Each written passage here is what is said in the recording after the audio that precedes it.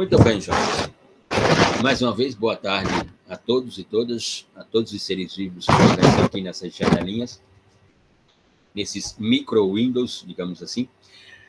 Finalizaremos, portanto, a partir de agora, o capítulo ou o tópico denominado de Juiz das Garantias à luz da Lei 13.964 e as reformas que ela implica no Código do Processo Penal.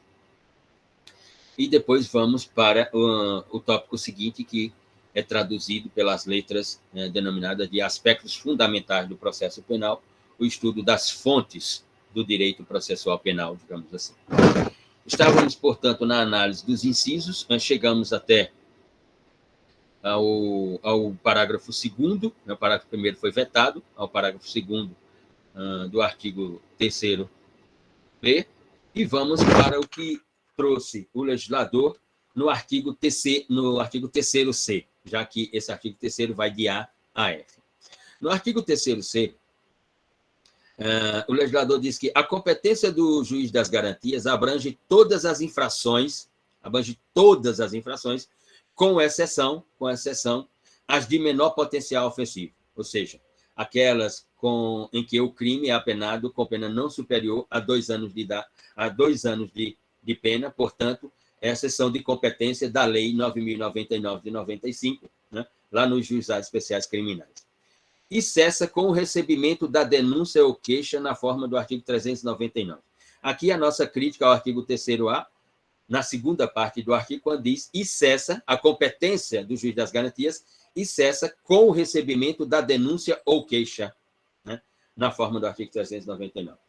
Porque lá atrás nós vimos que a própria lei estabelece que o juiz das garantias receberá a denúncia.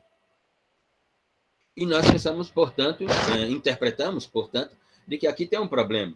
É o juiz das garantias que coordena e certifica a legalidade de todos os procedimentos investigativos, né? O juiz das garantias que recebe o habeas corpus para decidir sobre a liberdade ou não de um indiciado ou investigado preso, né? O juiz das garantias que decide sobre prisões cautelares de natureza preventiva e provisória. Desculpa, Fernanda.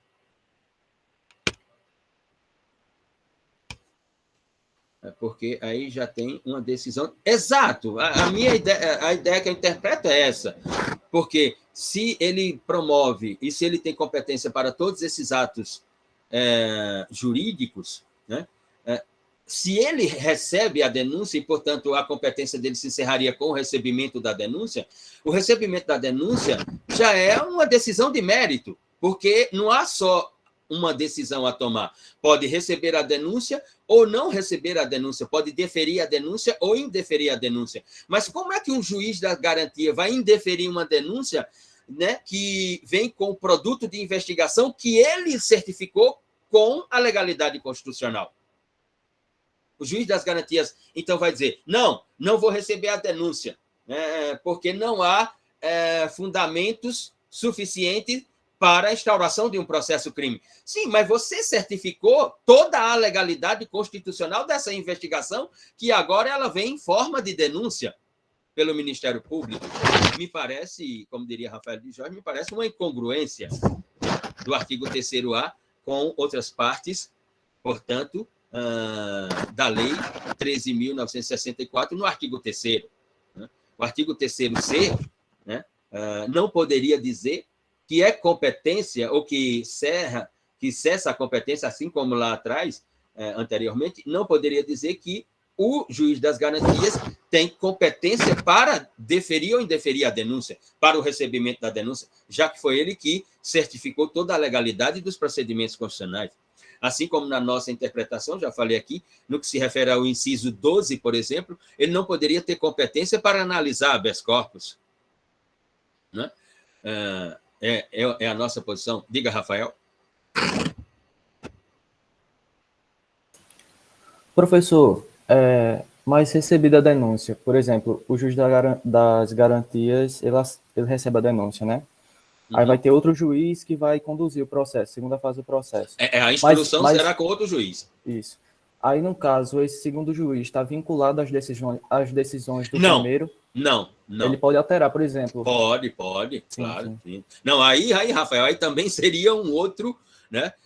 Aí nós não teríamos realmente, pelo menos na minha interpretação, aí nós não teríamos realmente um processo penal de natureza jurídica acusatória. Né? O juiz que conduz o processo a partir da instrução, ele tem toda a liberdade para não admitir, né, as construções realizadas pelo juiz das garantias. Nós veremos em seguida. Uhum. Sem dúvida. No artigo 3º-A, portanto, no artigo 3º, C, portanto, que dá essa competência até o recebimento da denúncia ao juiz, no parágrafo 1º diz que, recebida a denúncia ou queixa, as questões pendentes serão decididas pelo juiz da instrução e julgamento, que tem autonomia e independência total para decidir conforme as suas interpretações. No parágrafo 2º, as decisões proferidas pelo juiz das garantias não vinculam o juiz da instrução e o do julgamento, né? Que, após o recebimento da denúncia ou queixa, deverá reexaminar a necessidade das medidas cautelares em curso, no prazo de 10 dias. Ele não irá reexaminar todo o trabalho do juiz das garantias. Ele poderá reexaminar outras partes, mas ele está, por exemplo, obrigado a reexaminar as decisões em matérias cautelares dadas pelo juiz das garantias. E aí ele reexamina, né, por exemplo, o juiz das garantias decidiu, né, por uma prisão preventiva e a manutenção dessa prisão preventiva. Veio o oferecimento da denúncia, o recebimento da denúncia, a instauração do processo crime e a instrução. Então, a partir da instrução, o juiz da instrução e o juiz do julgamento, aí sim, ele tem que reexaminar as decisões de natureza cautelar dadas pelo juiz das garantias. E aí decidir se vai mantê-las ou se vai reformá-las, ou seja, se vai manter a prisão cautelar, a prisão preventiva, cautelar de natureza preventiva, ou se vai, por exemplo, relaxar, né, e colocar em liberdade aquele que era indiciado e investigado e que agora é réu e, portanto, poderá ou não responder o processo em liberdade. O parágrafo 3º fala sobre a forma dos autos e como compõe. O parágrafo 3º diz que compõe matérias de competência do juiz das garantias, ficarão acauteladas na secretaria do juízo, né, em autos acautelados, à disposição do MP, e também da defesa. Não serão apensados aos autos do processo enviado ao juiz da instrução. Ficará na secretaria. Se o Ministério Público quiser acesso novamente, só se dirigir à secretaria. Se a defesa também quiser acesso, só se dirigir à secretaria.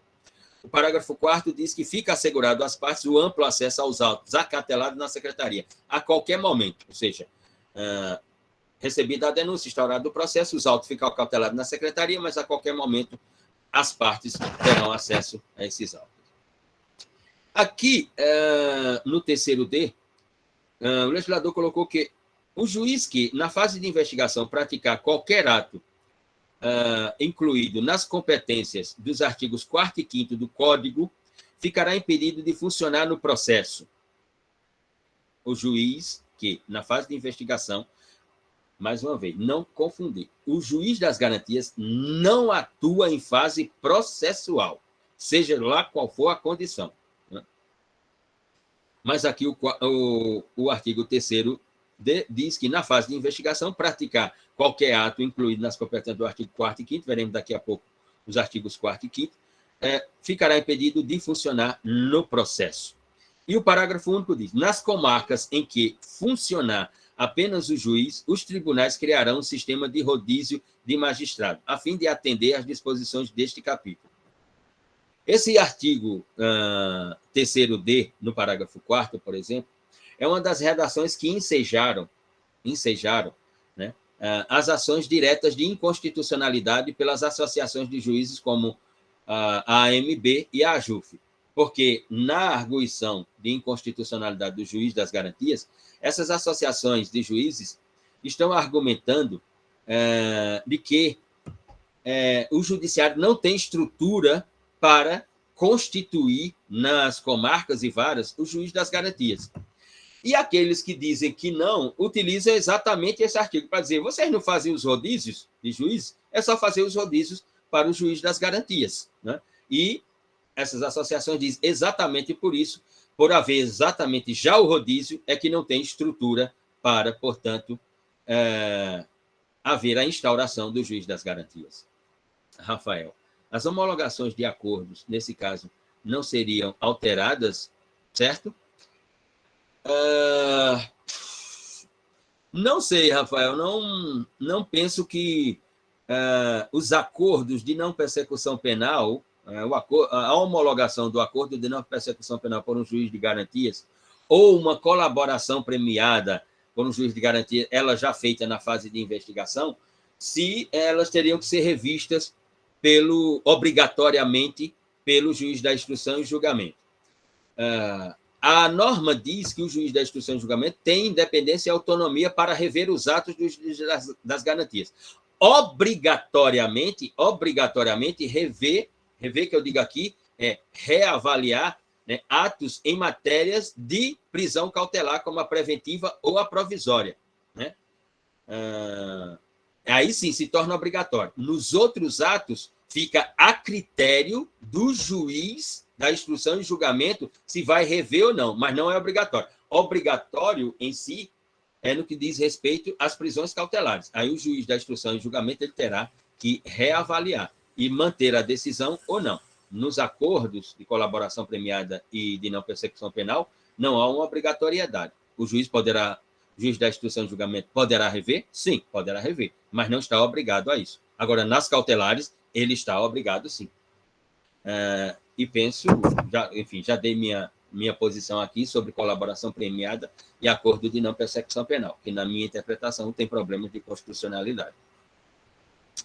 No artigo 3º diz o legislador, o juiz das garantias será designado conforme as normas de organização judiciária da União, dos Estados e do Distrito Federal, observado critérios objetivos a serem periodicamente divulgados pelo respectivo tribunal. Aqui é outro artigo, né, que ensejou o pedido, portanto, de inconstitucionalidade, porque as associações, mais uma vez, diz, à luz do artigo 3º-D, parágrafo único, e à luz do artigo 3º-E da Lei 13.964/2019, o judiciário não tem condições materiais, não tem condições físicas de instaurar o juiz das garantias. E, portanto, a norma se torna inconstitucional. E se o Supremo Tribunal Federal chegar a essa conclusão de inconstitucionalidade, será por uma questão de operacionalidade do juiz das garantias, em que o Poder Judiciário não oferece condições para ter uma categoria ou uma classe de juízes como essa, que é o juiz das garantias.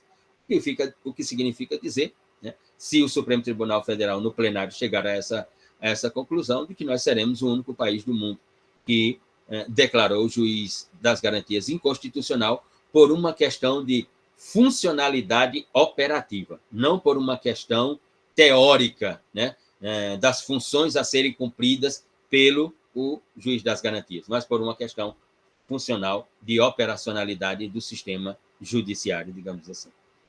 No último dos artigos, no 3º-F, o legislador traz a redação ao dizer que o juiz das garantias deverá assegurar o cumprimento das regras para o tratamento dos presos, impedindo o acordo ou ajuste de qualquer autoridade com órgãos da imprensa para explorar a imagem da pessoa submetida à prisão. Ou seja, o que significa dizer? Aquela cena, né, de programas como tem aí na TV Arapuã, na TV Correio, né, quando, em uma autuação em flagrância delituosa e o autuado é conduzido à delegacia, aquela cena que assistimos, né, desses repórteres, que pensam que são repórteres, porque, como diz alguns jornalistas, ainda bem, isso não é jornalismo, né? Não veremos mais aquela cena entrevistando ali o autuado, o algemado, né, com aquele banner da Polícia Civil atrás, né, como se fosse o final de uma partida da Champions League, né, e Messi vai dar entrevista pelo Paris Saint-Germain e Cristiano Ronaldo a entrevista pelo Manchester United. Não, aquela cena não se verá mais, porque o autuado, ao chegar na delegacia, tem que ter preservado o seu direito de imagem e, portanto, o delegado de polícia tem que, ao instaurar ali, ao lavrar o termo né, o auto de prisão, tem que encaminhar o auto de prisão e o autuado imediatamente ao juiz das garantias para que ele decida, portanto, sobre a manutenção da prisão em flagrante ou sobre o relaxamento da mesma. No parágrafo único, o legislador diz que, por meio de regulamento, as autoridades deverão disciplinar em 180 dias, ou seja, disciplinar em 180 dias, a partir da vigência do artigo 3º F. Então, essas autoridades, ou seja, delegado de polícia, polícia judiciária, polícia civil e polícia federal, deverão, em 180 dias, organizar essa situação. Em 180 dias, o modo pelo qual as informações sobre a realização da prisão, a realização, portanto, em 180 dias, o modo pelo qual as informações sobre a realização da prisão e a identidade do preso serão, de modo padronizado e respeitada a programação normativa aludida no caput do artigo 3º F, transmitidas à imprensa, assegurados a efetividade da persecução penal, o direito à informação e a dignidade da pessoa submetida à prisão. Ou seja, então, em 180 dias, com a vigência do artigo 3º F, os delegados de polícia deverão, portanto, organizar essa situação de informação à imprensa, o acesso da imprensa ao auto da prisão em flagrante, qual a conduta, enfim, todo o cenário, digamos assim, de natureza criminal fornecido à imprensa, desde que não comprometa, né, a investigação criminal e, obviamente, a ideia da dignidade da pessoa, do preso, daquele que foi autuado, diz o artigo 3º F. Ou seja, a Polícia Judiciária, o titular do condutor, então, em delegacia, terá até 180 dias para organizar tudo isso. Então, esse foi o tópico do juiz das garantias, trazido pela Lei 13.964, que vimos aqui, do artigo 3º-A a F, assim como o artigo 28-A, com o Instituto do Acordo de Não Persecução Penal vigente. Este, sim, o artigo 28 não está suspenso por nenhuma decisão do Supremo Tribunal Federal, ele está aí em prática forense, digamos assim, na realidade forense, do processo penal brasileiro. Muito bem. Posto isso, nós vamos para o tópico seguinte do programa de conteúdos, ou dos conteúdos programados, denominado de aspectos fundamentais do processo penal ou aspectos gerais do processo penal. A partir do próprio artigo 3º, a partir do próprio artigo 1º do Código de Processo Penal, do Decreto 3689 de 1941, né, que trata sobre a vigência e a regência do Código, que ele entra em vigência imediatamente. Então, a Lei Processual Penal, e, obviamente, aqui trata-se de uma questão de vacatio legis, em matéria de direito penal, em configuração, formulação, elaboração e votação e promulgação de lei penal de natureza tipológica, de natureza jurídico-criminal tipológica, entra em vigência sempre na data da publicação da norma. Não há vacatio legis. Em matéria de direito penal e processo penal, quando falamos de crime, portanto. No artigo 2º do Código, o legislador coloca que a vigência se dá nessa ideia automática, ou seja, publicou-se, tem a vigência e não tem vacatio legis. No artigo 3º, né, e aqui não analisando o artigo 3º-A, mas o artigo 3º em si, sobre a admissibilidade das interpretações no processo penal brasileiro. Então, o artigo 3º vai trazer lá quais são as categorias de interpretação que o legislador colocou no Decreto 3689 e que são admitidas no processo penal brasileiro. Então, o processo penal brasileiro admite a interpretação extensiva para os atos, né, processuais, admite a aplicação analógica, ou poderia se chamar uma interpretação analógica no processo penal brasileiro, e admite a presença dos princípios gerais de direito, né? Então, eu tenho essas 3 categorias de interpretação no processo penal: a ideia extensiva, a ideia analógica e a ideia dos princípios gerais de direito. Alguém poderia me dizer o que são os princípios gerais de direito? O que, por exemplo, que está lá no livro do professor Miguel Reale, Lições Preliminares de Direito, o que seriam esses princípios gerais de direito? Diz Rafael aqui, o Mofi faz muito isso. Vários, ele e tantos outros, Rafael, sem dúvida. Ou seja, terão que reinventar o seu jornalismo, se é que aquilo é jornalismo, digamos assim. Pela lista aqui, apareceu Kaline, mais alguém, mas eu vou dar uma olhada aqui. Diga, Kaline. O que o senhor falou dos princípios gerais foi uma pergunta? Exato. Uhum. Professor, pelo que eu lembro da cadeira de Introdução ao Estudo do Direito, foi o que mais marcou na minha memória, é de que os princípios gerais são o que vai nortear o legislador na hora dele fazer uma norma. Sim, perfeitamente. A ideia de equidade, né? Por exemplo. Enfim, a presença dessas três estruturas, digamos assim, vou até nominar aqui, três estruturas principiológicas de organização do processo penal, ou seja, interpretação extensiva, que é vedada, né? Por outro lado, se nós temos no processo penal a interpretação extensiva, é vedada a utilização da analogia, mas é permitida a utilização de interpretação analógica, à luz, por exemplo, de posições jurisprudenciais de tribunais superiores, quando, no caso concreto, em que o juiz monocrático vai tomar a sua decisão, vai prolatar a sua sentença.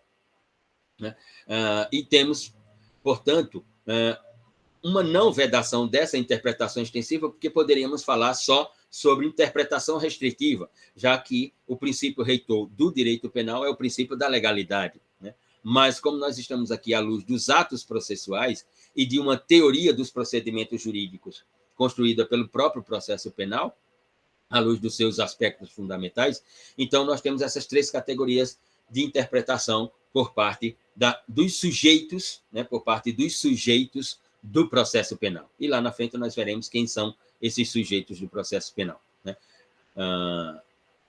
Então, eu tenho extensão ou extensiva, a interpretação, analógica e princípios gerais de direito. Ora, o processo penal, nos seus aspectos fundamentais, ele tem uma conjugação muito difícil a ser realizada, né? Eu vou até aqui me socorrer do texto do professor Carnelucci, né? Porque o processo penal ele procura uma conjugação de difícil realização, né?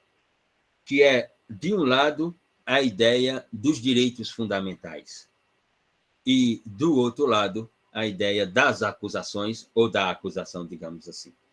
Um texto clássico de Carnelucci, que está no seu livro As Misérias do Processo Penal, diz o seguinte, eu vou ser fiel ao autor e vou ler as suas letras. As Misérias do Processo Penal, de Carnelucci.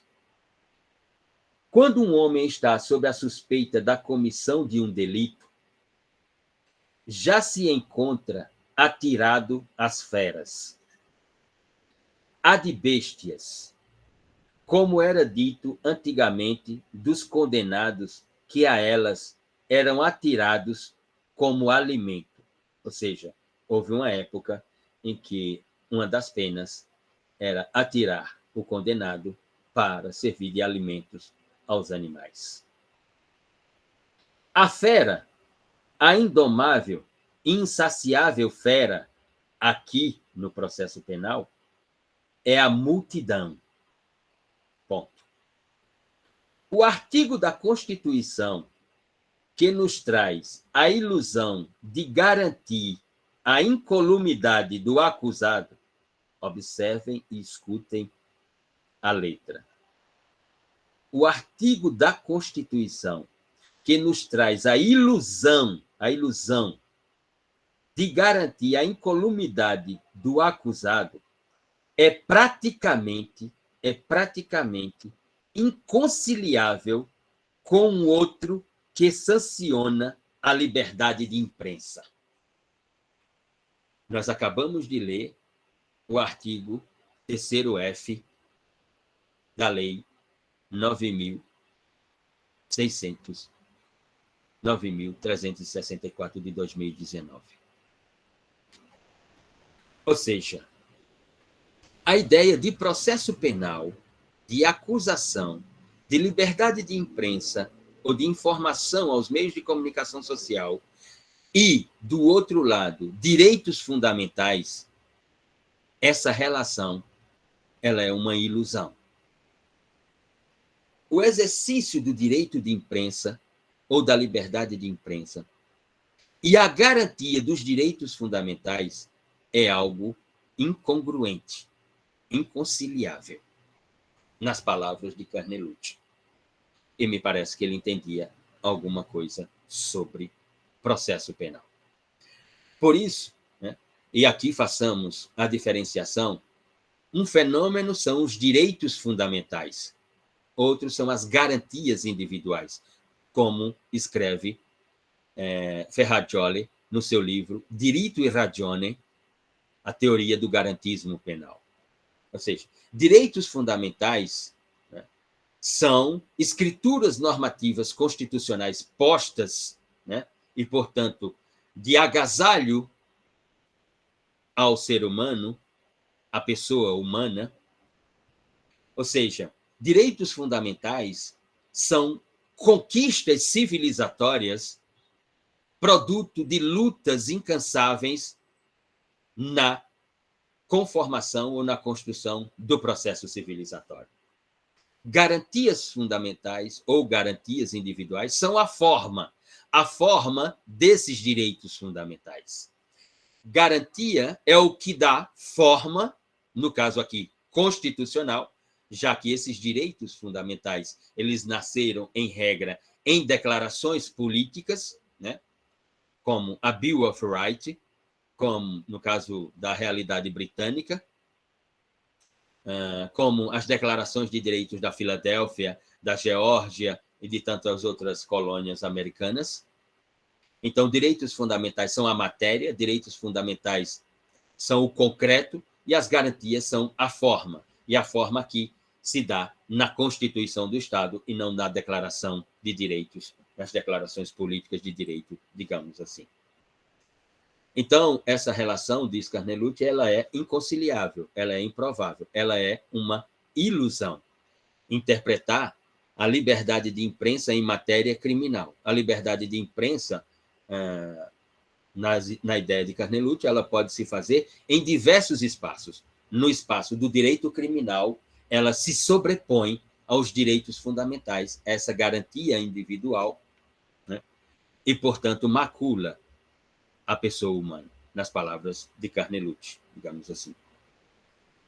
Ora, a ideia de um processo penal garantista não é apenas, né, como aspecto fundamental do processo, como diz Luigi Ferraioli, não é apenas a ideia de observar que no processo penal, né, não há uma paridade de forças, que no processo penal, portanto, há um desvelamento, digamos assim, entre o que seja a acusação, né, o Estado acusador, pelos seus mecanismos de investigação, pelas suas estruturas de investigação, e, do outro lado, né, a previsão constitucional do direito à ampla defesa, ao contraditório e a um devido processo legal na figura do exercício da advocacia.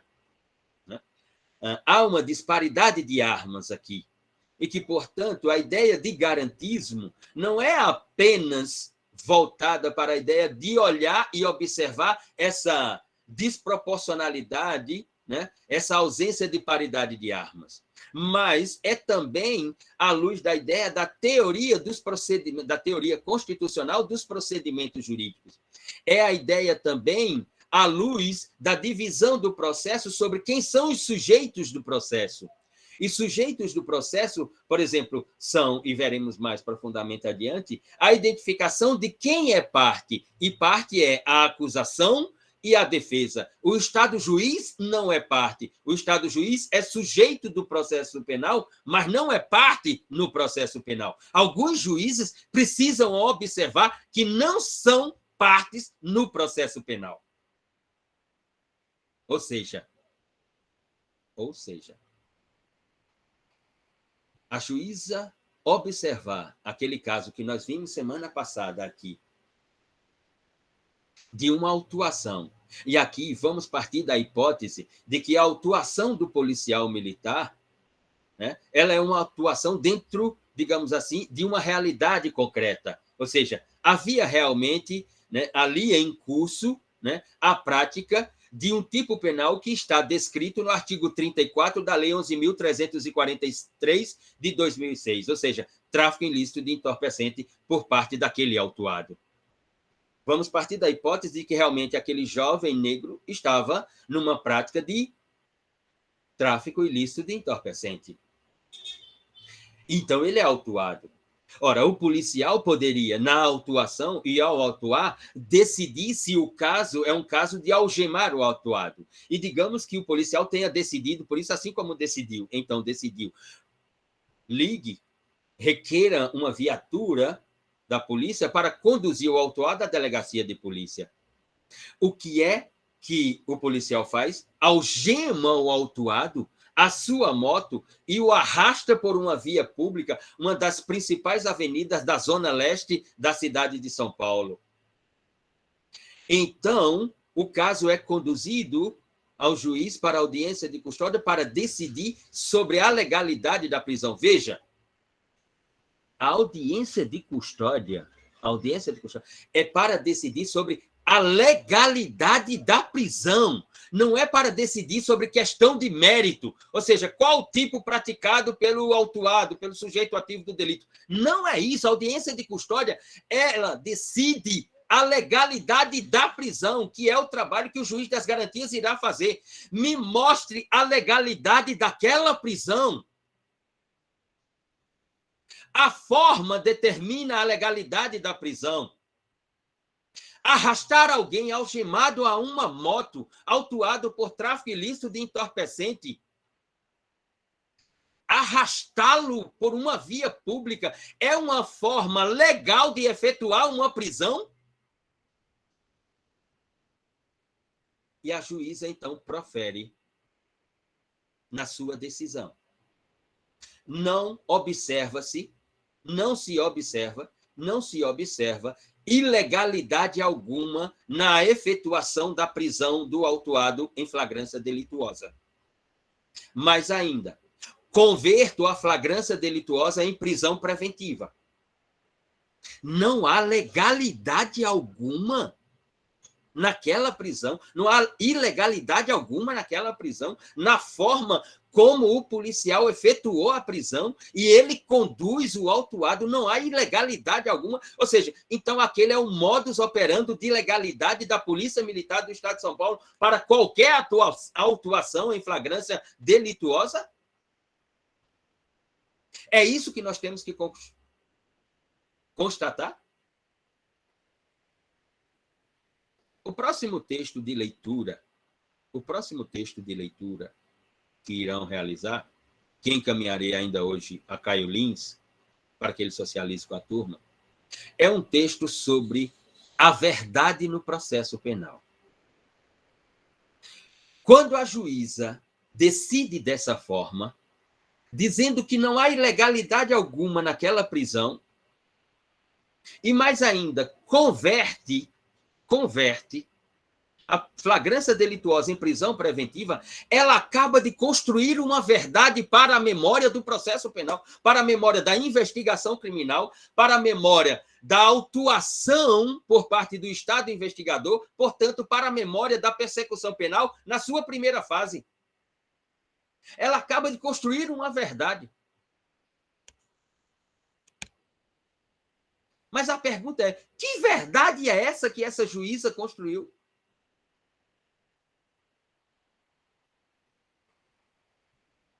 E por falar nessa ideia de verdade,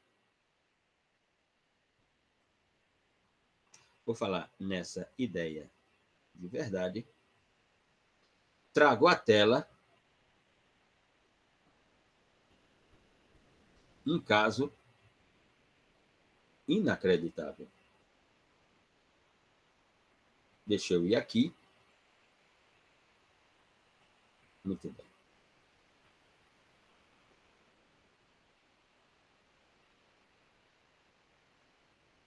Notem o que é a comunicação e como o direito pode transformar a comunicação em comunicação jurídica na sua realidade e na sua verdade.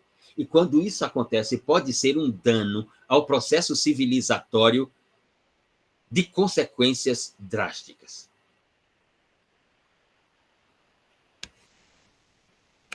Esse jovem aqui foi autuado em flagrância delituosa. E já tinha sido autuado outras vezes. E em um confronto com a polícia, ele veio a óbito. Ele veio a óbito. Nas redes sociais, em uma rede social, os comentários eram esses. Em uma rede social, os comentários eram esses. Esse já fez muita mãe chorar, vagabundo. Fez foi demorar. Foi tarde. Já foi é muito tarde. Salário do pecado é a morte. Adoro. Ô glória! Dizem integrantes nessa rede social. Esse jovem aqui também já tinha algumas passagens por delegacia. E no confronto com a polícia, ele veio a óbito.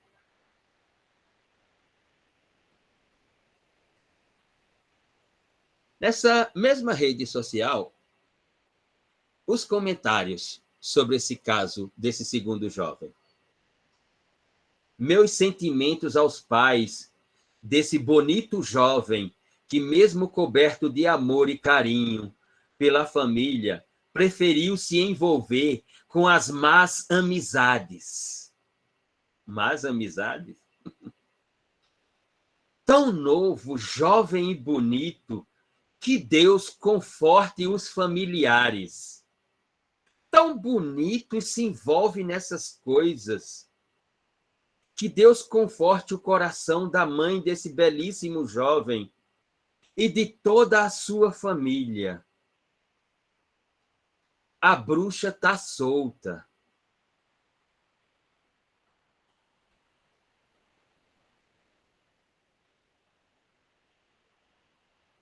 Nota o que é o observador e a verdade que ele constrói?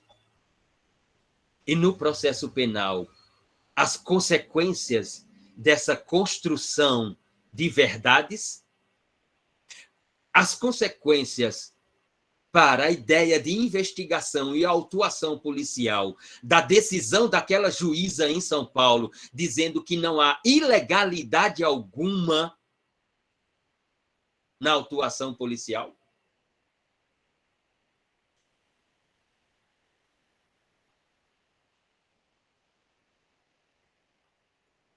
O garantismo de Luigi Ferraioli não é apenas olhar a disparidade de armas no processo penal, jovens. O garantismo penal é uma teoria de iniciação, de preservação dos direitos fundamentais na forma de garantia individual da pessoa humana quando autuada pelo Estado, nenhum desvio das suas condutas, comportamentos e ações. O garantismo penal não é caridade, não é compaixão, não é pena. É uma teoria jurídico-filosófica de natureza criminal com consequências no final de todo esse percurso da memória do direito, final esse denominado processo penal, que a sua conclusão se dá com a prolação de uma sentença penal. E que essa prolação de sentença penal ou de uma decisão interlocutória no curso de uma investigação ou de um processo penal, ela não possa ignorar não apenas a disparidade de armas, mas ela não possa ignorar efetivamente o paradigma dos direitos fundamentais na sua forma de garantia dentro da Constituição do Estado, dele próprio, o Estado. Que ela não possa ignorar aquilo que o professor Niklas Luhmann publicou em 1964 e 64, 65, portanto, já fazem algumas décadas, que Luhmann chamou os direitos fundamentais como instituição da sociedade moderna. Ou seja, nas palavras de Luhmann, aqueles que o chamam de o anti-humanista, não existe sociedade moderna sem direitos fundamentais. E os direitos fundamentais são da pessoa humana e não do Estado. Não do Estado. O Estado não tem direitos fundamentais. Os direitos fundamentais são nossos. E sem eles, nós não estamos na sociedade moderna. Ou seja, sem eles, não existe sociedade moderna. E sem eles, não existindo sociedade moderna, e sem existir sociedade moderna, então o processo penal não é um processo penal de natureza jurídica acusatória. Ele pode ser inquisitivo, mas não acusatório. É nesse sentido. Apenas nesse sentido. E não em outro. De maneira alguma. Ou seja, um processo penal garantista é um processo penal da intervenção penal racionalizada, que Alessandro Barata, na Escola Crítica do Direito Penal, chamou de mínima intervenção penal ou intervenção penal mínima, que no brocardo latino é traduzido como ultima ratio, a última intervenção do Estado. A ideia de um processo penal que reconhece uma teoria garantista de si própria é a ideia de um processo penal de assegurar os direitos fundamentais quando nós estamos analisando delito e pena, quando nós estamos analisando a tipicidade construída da norma desse delito e a ideia de culpabilidade para a atribuição de uma pena. Um processo penal garantista é a observação da ação, conduta, comportamento praticado pelo sujeito ativo do delito e o grau de lesão ou de lesividade, ou como diz alguns integrantes da Escola Gaúcha, a ideia de ofensividade dessa ação praticada pelo sujeito ativo do delito.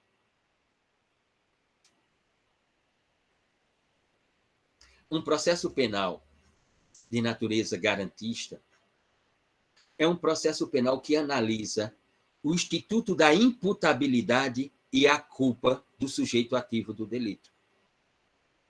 Um processo penal garantista é um processo no qual o Estado juiz ele observa a ideia da produção da prova dentro de um instituto chamado produção de prova lícita.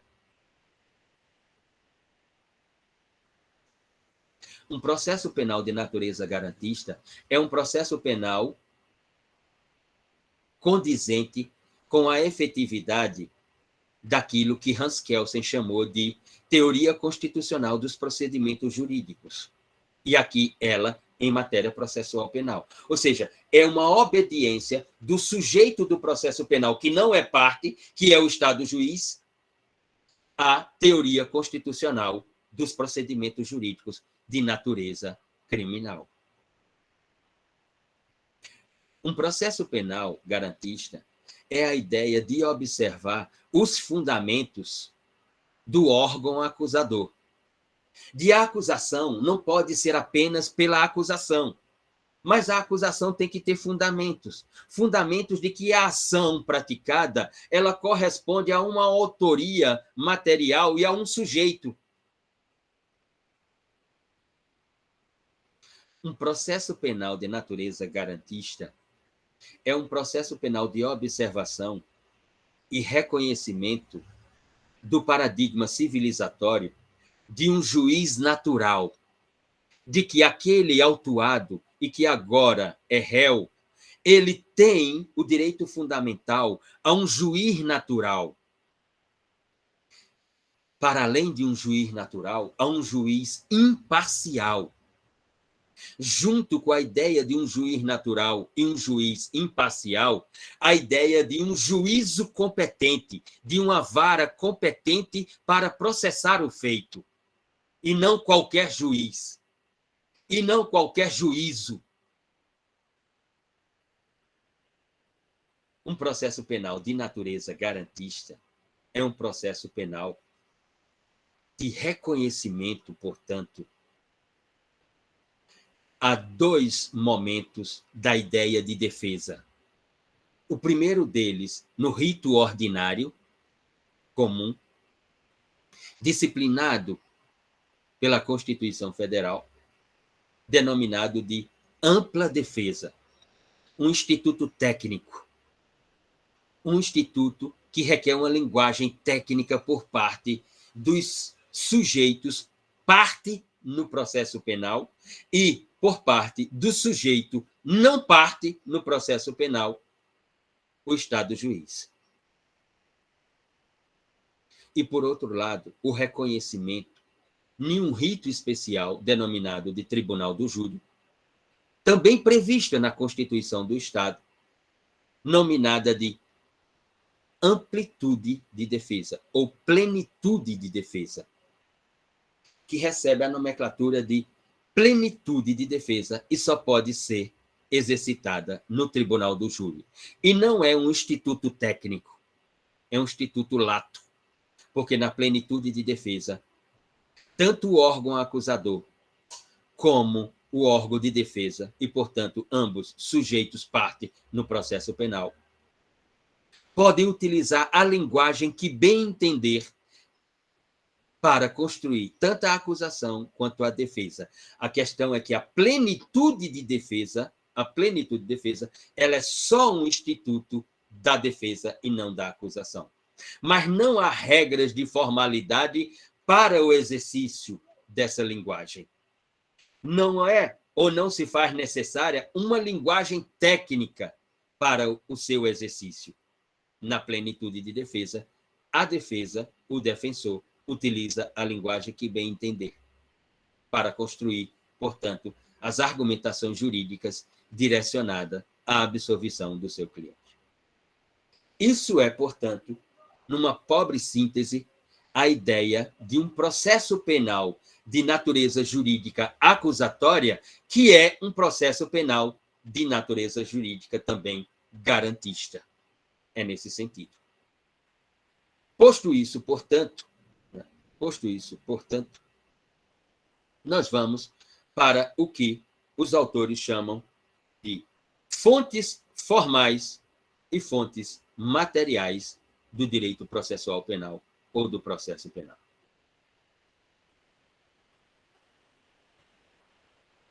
Uma pergunta.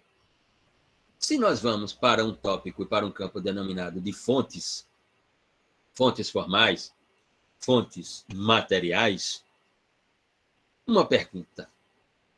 O que seria fonte? Qual o sentido da expressão fonte no processo penal? O que é que eu posso interpretar como fonte ou fontes de um processo penal?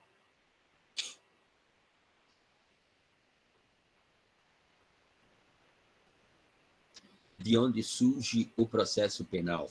Diz Fernanda Nascimento dos Santos. Mais alguém?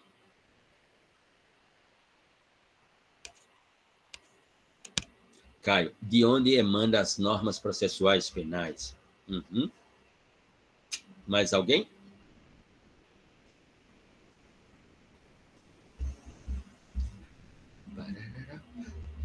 Bem, Podemos conceituar, podemos definir, e temos que conceituar e definir fonte, né, como o núcleo originário.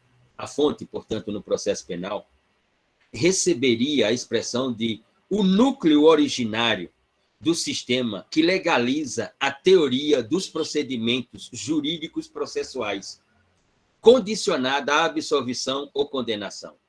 Ou seja, não pode haver absolvição ou condenação sem obediência a esse núcleo originário do sistema, que são as fontes.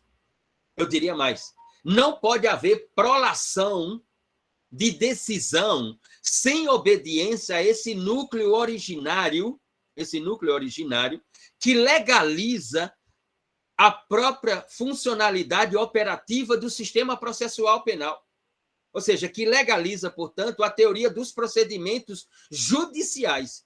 Não pode haver decisão. Fonte, portanto, é o núcleo originário, né, desse sistema que legaliza, portanto, essa teoria de procedimentos judiciais, procedimentos jurídico-processuais, que podemos chamar de procedimentos judiciais. E que o resultado final é, sem dúvida, a prolação da decisão, a prolação da sentença absolutória ou condenatória.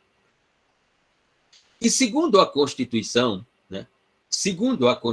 nós podemos chamar de fontes materiais do processo penal o que ela descreve no artigo 22, inciso 1. Ou seja, tudo aquilo que nós encontramos no artigo 22, inciso 1 da Constituição do Estado, da Constituição de 1988, nós podemos chamar, portanto, de fontes materiais. E também as iniciativas, né, previstas no artigo 61 da mesma Constituição. No artigo 61, no seu parágrafo único. Ou seja, as leis ordinárias, as leis complementares, as leis delegadas, né, a parte geral, portanto, as súmulas do Supremo Tribunal Federal, em caráter secundário e não principal, nós podemos chamar de fontes materiais.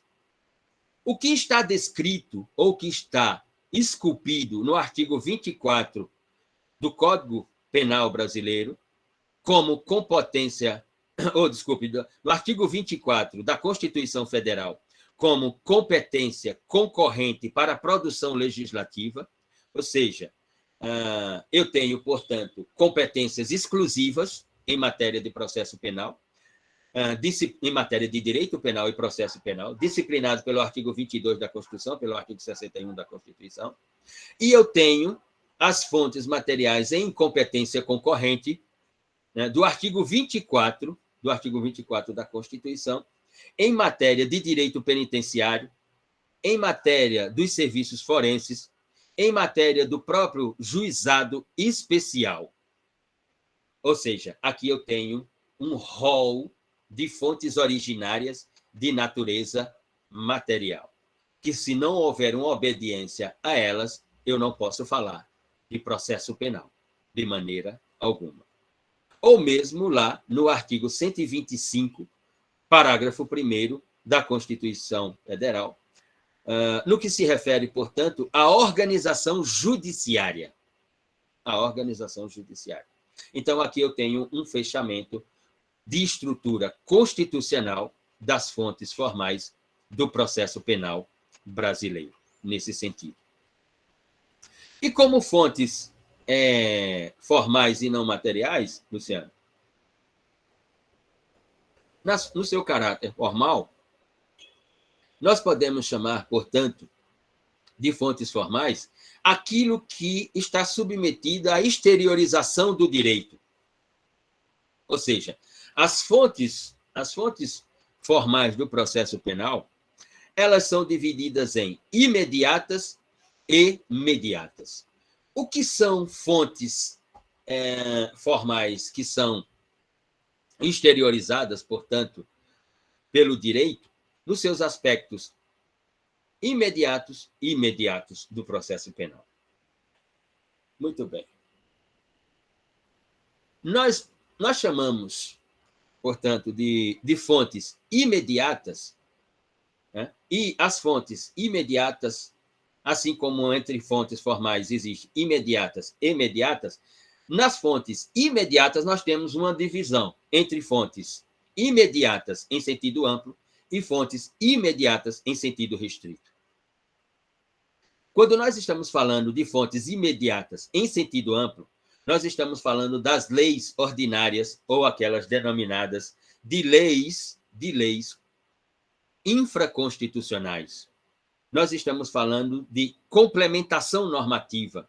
Nós estamos falando de princípios e nós estamos falando daquilo que, no funcionalismo penal alemão de natureza teleológica, racional, moderada, Klaus Roxin chamou de alcance da norma, né? Por uma ideia de teleologia das fontes. Então, a isso nós chamamos de fontes imediatas em sentido amplo. Mas existem as fontes imediatas em sentido restrito, diz o pensamento jurídico processual penal, ou aquilo que alguns chamam de doutrina. Eu estou falando no sentido restrito das fontes imediatas, quando falo, portanto, de normas mandamentais estatais. O que significa dizer? Estou falando de fontes imediatas restritas quando estou à luz da legalidade tipológica do direito penal, que vai ensejar com a sua negação, com a sua transgressão, com a sua lesão, vai ensejar um processo penal, portanto. Ou seja, eu estou falando de normas penais que trazem unicamente previsões tipológicas, previsões sobre crime ou delito. Essas normas, elas são de caráter formal, imediato, restrito. Ou seja, no que se refere ao que falamos minutos atrás. Não admite no processo penal interpretação extensiva dessa norma. Interpretação extensiva no processo penal não se dá em relação a normas ou a estruturas formais imediatas de caráter restrito, como o artigo 121, como o artigo 155, como o artigo 213, como o artigo 217-A. Não cabe interpretação extensiva sobre essas fontes formais imediatas restritas. Por causa do quê? Por causa do princípio da legalidade criminal, que ele se traduz como princípio da legalidade escrita. A norma tem que ser positivada, direito positivo, norma escrita, que ele se caracteriza como norma estricta, ou seja, a delimitação, matar alguém é o homicídio, né? E aí vem matar alguém na sua forma simples, matar alguém na sua forma qualificada, matar alguém na sua forma culposa, etc, etc. E que essa legalidade é, portanto, escrita, estricta e certa. E aqui, certa, né, no lugar ou na ideia da taxatividade da norma penal, do modus operandi praticado pelo sujeito ativo do delito. No que se refere a isso, nas fontes formais imediatas restritas, não cabe interpretação extensiva. Só a interpretação do que diz a redação da norma. É nesse sentido. Isso significa, portanto, fontes formais imediatas em sentido amplo e em sentido restrito. E as normas, e as fontes mediatas, aquilo que vamos chamar, portanto, de fontes imediatas, que são fontes unitárias, não há divisão, como há nas fontes formais imediatas. As fontes formais mediatas não existe divisão, portanto, elas são unitárias. Nós estamos falando de costumes, nós estamos falando de princípios gerais de direito, aquilo que falamos minutos atrás, né, que está lá, portanto, na previsão do artigo 3º do Código de Processo Penal, do Decreto 3689, né, como uma das formas de interpretação. Nós estamos falando das estruturas administrativas e que são utilizadas no processo penal, como, por exemplo, as portarias, para o caso, e evitando a interpretação excessiva, para o caso, por exemplo, de normas ou de fontes formais imediatas, quando, por exemplo, em matéria tipológica restrita, né, mas que a norma penal ela é caracterizada, como diz o pensamento jurídico material, como a norma penal em branco, como, por exemplo, a questão do tipo penal que falamos agora há pouco, no caso do realismo da autuação policial referida, né, do tráfico ilícito de entorpecente, ou seja, do artigo 34 da Lei 11.343 de 2006, o que é entorpecente, o artigo 34 não vai dizer, porque ele é uma norma penal em branca. Então, precisa-se de uma estrutura administrativa que diga o que é entorpecente, para que a autuação policial diga que aquele é um crime ou um delito de tráfico ilícito de entorpecente, à luz da Lei 11.343. Então, é preciso de uma estrutura administrativa que vai ser uma portaria, por exemplo, do Ministério da Saúde, a dizer o que é entorpecente, e não o direito penal nas suas fontes a dizer o que é entorpecente, mas sim uma portaria do Ministério da Saúde. E como fonte mediata, unitária, a ideia da memória do direito, ou seja, a jurisprudência. Ela é, portanto, uma fonte do direito, ou uma fonte do processo penal, uma fonte mediata unitária. Ou seja, essas fontes mediatas unitárias, como diz o pensamento jurídico, elas admitem flexibilidade quanto ao princípio da legalidade. O que a fonte imediata, em sentido estrito, por ser uma fonte tipológica, não admite flexibilidade da legalidade. Mas aqui, jurisprudência, princípios gerais de direito, costumes, estruturas administrativas que são determinadas por um outro órgão do Estado, né, para a interpretação do que são determinadas substâncias, né, que o direito penal não pode dizer o que é, essas admitem aquilo que o pensamento jurídico, portanto, chama de flexibilização dessas estruturas ou dessas fontes, nesse sentido. Muito bem. Dúvidas? Perguntas? Inquietações? Manifestações?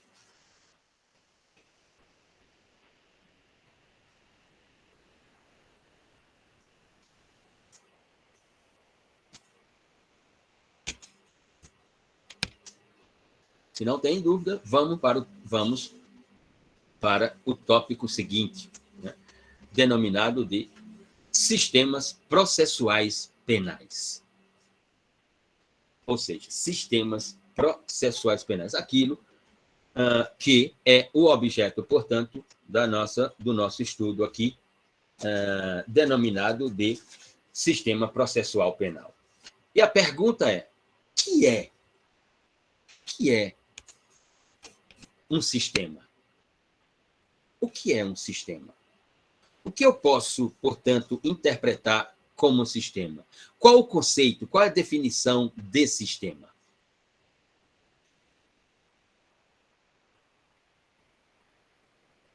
Qual a sua ideia sobre sistema? O que significa sistema? Quando você ouve a palavra ou lê um texto em que a palavra que aparece é sistema, o que é que você interpreta? Qual a ideia, né, digamos assim, Kaline? Professor, eu estou lendo um livro que fala sobre o sistema de seguridade social. Uhum. Ele afirma que sistema é uma estrutura metódica e organizada, só que quando a gente traz para a questão de um Estado, ele é um sistema jurídico organizado e metódico. Uhum. Maria Fernanda, um corpo de raciocínios que estão conectados. Mais alguém? Ruth, Micaela. Nesse contexto, conjunto de leis, ordenamento jurídico. Rafael, Sistema é uma estrutura orgânica, independente e harmônica. Muito bem, Rafael. Muito bem. Mais alguém?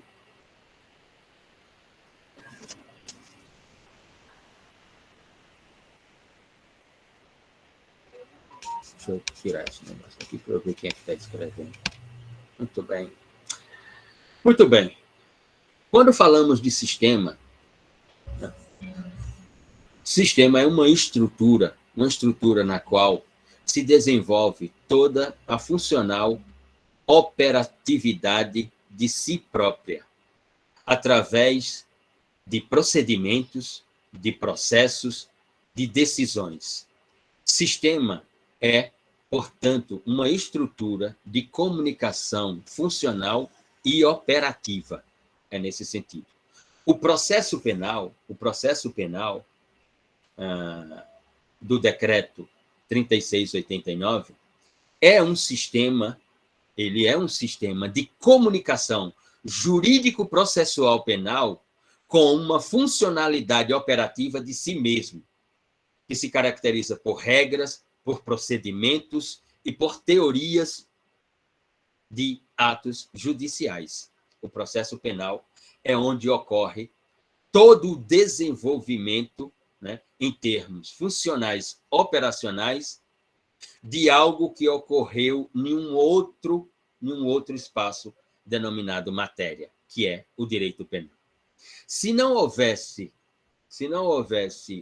a previsão sobre crime, não haveria processo penal. Se não houvesse as ações, comportamentos e condutas que ofendem essa previsão típica, denominada crime ou delito, não haveria o processo penal. Mais ainda, se não houvesse o fato denominado pelo observador de crime ou delito, porque esse fato está descrito em uma norma tipológica, não haveria processo penal. Não haveria, portanto, sistemas processuais penais. O sistema é, portanto, o espaço imaterial no qual ocorre toda a funcional operacionalidade de si próprio, pelas suas estruturas e pela produção de comunicação. Aqui, comunicação jurídico-processual penal. Ou seja, o sistema processual penal é o espaço no qual, né, vou utilizar aqui a linguagem do professor Nicolas Luhmann, o sistema processual penal é o espaço imaterial no qual, né, os sujeitos do processo, parte do processo, acusação e defesa, e o sujeito não parte do processo, o Estado juiz, transformam em comunicável aquilo que é incomunicável, ou seja, o fato acontecido, em forma de acusação, defesa e decisão judicial. Isso é, portanto, um sistema processual penal. Isso é, portanto, uma categoria, uma matriz de sistema. E, nesse tópico, nós veremos, portanto, a memória desse sistema. Ou seja, aquilo que ele próprio chama de memória inquisitiva, de memória inquisitivo-garantista e de memória acusatória. Memória essa, portanto, estrutural. É isso que nós veremos a partir de agora, né? É isso que nós veremos, melhor dizendo, nesse tópico, ou a partir desse tópico, e que podemos nominar de a memória dos sistemas processuais penais. Nós vamos ver, portanto, o que é um sistema inquisitivo, o que é um sistema inquisitivo-garantista ou misto, e o que é o sistema acusatório ou sistema de natureza acusatória. Ou seja, a memória dos sistemas de natureza inquisitiva, de natureza mista e de natureza acusatória. É o que nós veremos a partir desse tópico, nessa disciplina, portanto, a memória dos sistemas processuais penais na realidade do direito ocidental, na realidade do processo civilizatório através do direito no mundo ocidental. É isso que veremos a partir desse tópico. E como nós veremos, portanto, o que são os sistemas processuais penais, faz-se necessário ler alguma estrutura textual que trate sobre o que é a verdade, nesses sistemas.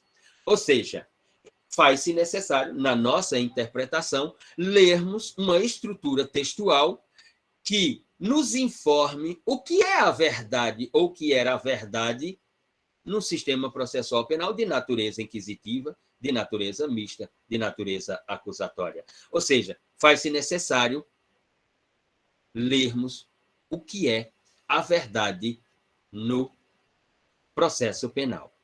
E por isso, enviarei hoje ainda, Caio, a você, enviarei hoje à tarde ou no início da noite, né, um texto que trata sobre essa verdade nos processos penais.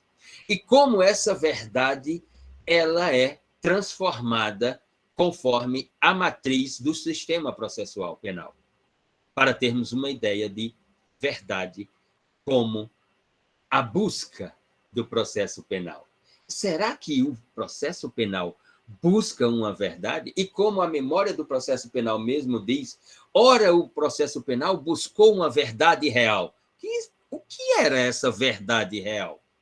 Mas qual processo buscava essa verdade real? Num sistema processual penal de natureza inquisitiva, se pode falar de verdade real? E depois a ideia do paradigma da verdade jurídica. O que é que eu posso conceituar, definir como verdade jurídica, né, em uma busca pelo processo penal? E num sistema processual penal de natureza jurídica acusatória, que verdade esse processo penal ou esse sistema processual penal busca? Qual é a verdade desse processo? Então, para tratarmos de natureza inquisitiva, de natureza mista, de natureza acusatória, temos que tratar também de verdade. Então, hoje à tarde, encaminho a Caio o texto, essa estrutura textual sobre a verdade no processo penal, e, a partir do próximo encontro, trataremos, portanto, da memória dos sistemas processuais penais. Quem tiver pergunta, manifestação, que as coloque, caminhamos, portanto, para o final da aula.